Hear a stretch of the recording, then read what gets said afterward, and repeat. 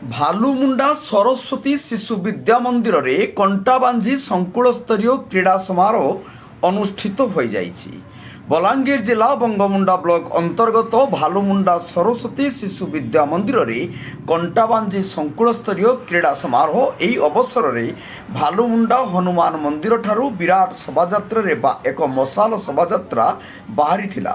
ଏହି କାର୍ଯ୍ୟକ୍ରମରେ ସଙ୍କୁଳସ୍ତରୀୟ ସଂଯୋଜକ ତେଜ କୁମାର ସାହୁ ଓ ସଭାପତିତ୍ୱ ଓ ଭାଲୁମୁଣ୍ଡା ସରସ୍ୱତୀ ବିଦ୍ୟା ମନ୍ଦିରର ପ୍ରଧାନ ଆଚାର୍ଯ୍ୟ ଧନଞ୍ଜୟ ଦାସଙ୍କ ପ୍ରତ୍ୟେକ ତତ୍ତ୍ୱାବଧାନରେ ମୁଖ୍ୟ ଅତିଥି ଭାବେ ଡମ୍ବୁରୁଧର ତାଣ୍ଡି, ସମ୍ମାନିତ ଅତିଥି ଭାବେ ବଙ୍ଗମୁଣ୍ଡା ବ୍ଲକ ସାମ୍ବାଦିକ ସଂଘର ସମ୍ପାଦକ ହୁଲେଶ୍ୱର ହଂସ, ଶିଶୁ ମନ୍ଦିର ସଭାପତି ରାଧେଶ୍ୟାମ ମେହେର, କ୍ରୀଡ଼ା ପ୍ରମୁଖ ଡମ୍ବୁରୁଧର ସାହୁ ପ୍ରମୁଖ ଅତିଥି ଭାବେ ଯୋଗ ଦେଇ ଭାଇ ଭଉଣୀମାନଙ୍କୁ ଉତ୍ସାହିତ କରିଥିଲେ।